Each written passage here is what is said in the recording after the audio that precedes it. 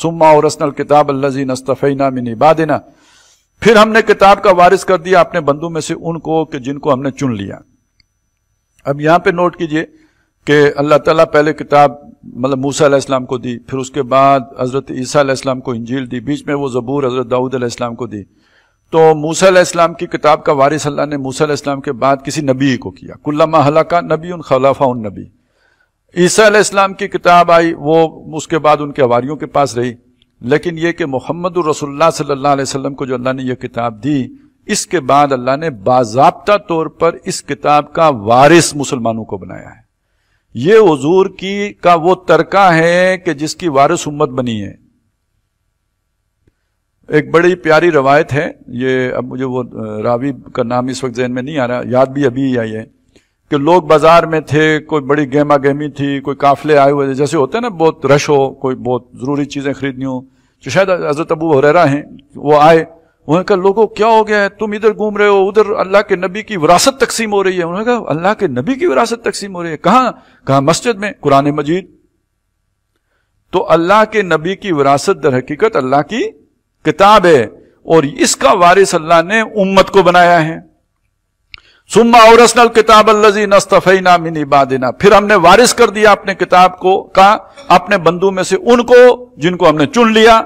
फमिनहुम ज़ालिमुल लिनफ्सी, इन चुने हुए लोगों में से कुछ गुनाहगारी भी हैं, गुनाह भी करते हैं।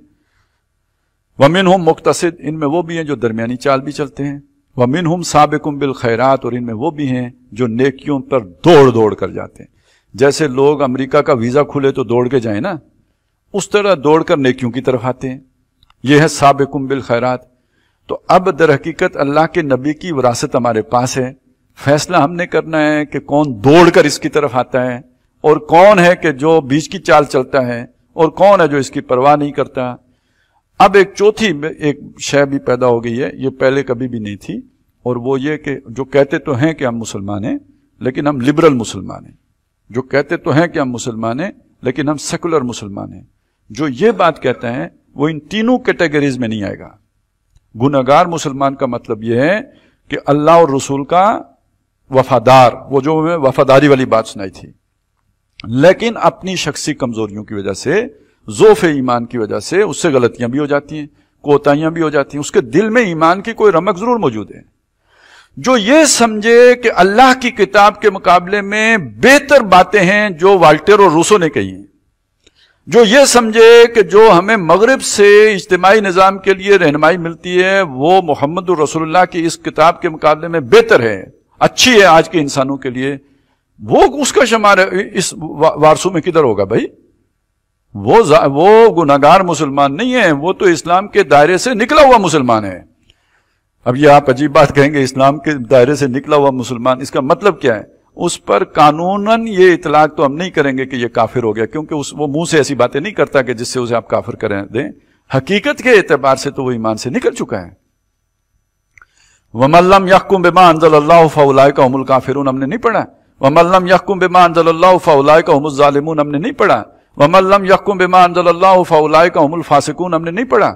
हमने नहीं पढ़ा कि वो लोग के जो दावा तो ये करते हैं कि हम इस पर ईमान लाए जो मोहम्मद पे नाजिल हुआ है सल्लल्लाहु अलैहि वसल्लम, लेकिन ये कि फैसला करने के लिए युरीदूना यतहाकमू इला ताऊत, जाके फैसला किसी और से करवाते हैं अपना, तो वो तो उनका कोई ईमान नहीं है।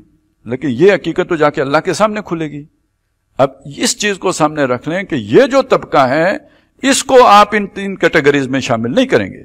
इन तीन कैटेगरीज के बारे में उलमा का ख्याल ये है, इन सब के लिए अल्लाह ने बहरहाल ये चुनीदा लोग हैं, अल्लाह के नबी की किताब के वारिस हैं, इनमें से अगर कोई गुनाहगार भी है तो अपनी गुनाह की सजा पाके बिलाखिर वो जन्नत में चला जाएगा। ये उम्मत मरूमा है, इन पर अल्लाह ने रहम फरमाया है, ये अल्लाह के चुनीदा लोग हैं। अब जो इससे निकल गए वो बिल्कुल एक अलहदा वो इर्तिदाद का शिकार हो चुके हैं, उन्होंने दीन को रद्द किया, अल्लाह ने उन्हें इस उम्मत के इस मनसब से महरूम कर दिया है। वो अब इसका हिस्सा नहीं है, उस खाते में वो जो भी तकवीनी खाता है उससे निकल चुके हैं।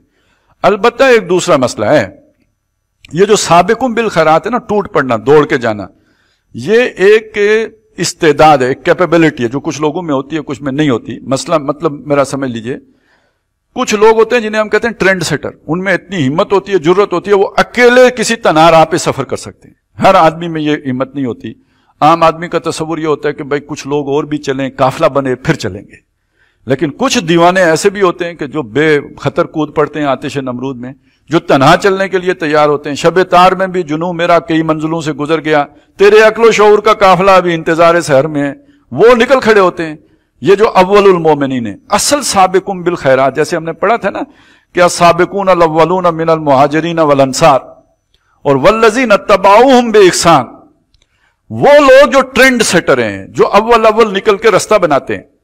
جو پہاڑی علاقے میں جو ہوتا ہے نا، جب برف پڑتی ہے اس کے بعد صبح گھر سے نکلنا، چونکہ آپ کا اتنا پاؤں دھسے گا برف میں، اس کو اٹھانا پھر رکھنا، پھر اٹھانا پھر رکھنا، آپ 50 قدم چلیں گے تو یہ جو پاؤں کی یہ حرکت ہے وہ تو آپ کی ٹانگیں شل کر دے گی۔ تو پہلے جو رستہ بنانا یہ ایک بڑا مشکل کام ہے۔ یہ تو جب لوگ چلتے تھے تو ایک آدمی 10 قدم چلتا تھا، پھر وہ پیچھے ہو جاتا تھا، پھر دوسرا آگے نکل کے چلتا تھا، تو پھر اس طرح جب رستہ بن جاتا ہے، برف بیٹھ جاتی ہے، پھر چلنا آسان ہو جاتا ہے۔ تو اسی طرح ایک معاشرہ ہے وہ غلط رخ پہ جا رہا ہے۔ کچھ لوگ آگے بڑھ کر پوری جرت سے کھڑے ہو جاتے ہیں۔ وہ جرت جو ہم نے اس بندے کی، اصحاب کہف والے کی دیکھی تھی کہ جس نے جو ہے وہ اپنے جو بھی دوست تھا بادشاہ، وہ جو باغ والا، اس کا مقابلہ کیا، ڈٹ کے کیا، بات کی۔ تو یہ ایسی ہمت والے لوگ تھوڑے ہوتے ہیں۔ ہماری امت کا سب سے بڑا المیہ یہ ہے، یہ ہمت رکھنے والا جو ہمارا پوٹینشیل تھا وہ چلا گیا دہریت کی طرف، وہ گیا ہے سیکولرزم کی طرف، وہ گیا ہے لبرلزم کی طرف۔ جب تک آپ اسے واپس لے کے نہیں آئیں گے، آپ کو وہ لیڈرشپ ہی نہیں مل سکتی کہ جو آپ کو ڈرائیو کر کے منزل تک لے کے جا سکے۔ آپ کا دماغ اڑا دیا گیا ہے۔ اس لیے یا تو وہ ریکلیم ہوں اور کوئی مار پڑے تو ہوں، کیونکہ وہ لوگوں کے پاس تو وہ دلائل ہی نہیں ہے جن سے ان کو قائل کر سکیں۔ پوٹینشیل ان کا ہے، ان کی ہمت ہے، وہ اگر کفر بھی کھڑے ہوتے ہیں جان دیتے ہیں، کفر کے لیے بھی جان دیتے ہیں۔ تو اصل تو وہ ہیں، ان کا جور ہے، لیکن وہ غلط رخ پہ انہیں شیطان لے کے چلا گیا ہے۔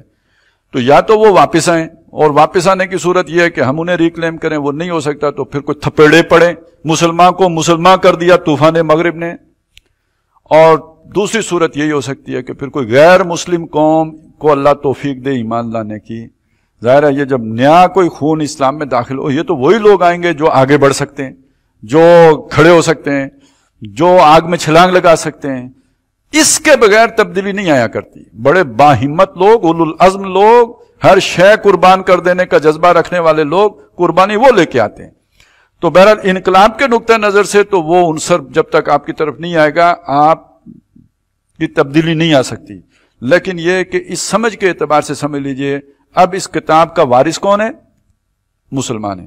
اور کون مسلمان؟ بس جو بھی ہم چلیں وہ اس اعتبار سے، انقلاب کے اعتبار سے چھوڑیں، اب آخرت کے اعتبار سے بات کریں۔ میرے سامنے آ گیا کہ محمد رسول اللہ کی وراثت یہ ہے، آپ کو معلوم ہو گیا وراثت یہ ہے۔ اب ہمارے سامنے یہ سوال ہے کہ ہم اس کے لیے بھاگ دوڑ کرتے ہیں یا اپنی دنیا کے لیے بھاگ دوڑ کرتے ہیں۔ اب سب سے بڑی سوال یہ آ گیا ہے، ٹھیک ہے رستہ مشکل ہے، دشوار ہے، برف پر سے گزر کے آنا پڑے گا، لیکن یہ کہ بہرحال سابقون بالخیرات کا چانس ہمارے لیے بھی ہے۔ تو اب اللہ سے مانگنا چاہیے نا، اگر ہمت نہیں ہے تو اللہ سے دعا کریں رمضان کی ان راتوں میں کہ اللہ تعالیٰ ہمیں توفیق دے دے کہ ہم اس کے سپاہی بنیں، سابقون بالخیرات ثابت ہوں۔ دنیا میں تو ہم چاہتے ہیں کہ سب سے آگے آگے ہوں، تو یہ جو اللہ نے موقع دیا اس میں کیوں نہ سب سے آگے ہوں؟ ذالک ھو الفضل الکبیر، جبکہ سب سے بڑا فضل یہ ہے، قارون جیسی دولت سے، فرعون جیسے اقتدار سے بڑا فضل یہ ہے جس کو اللہ تعالیٰ اس طرف سبقت کرنے کی توفیق دے دے۔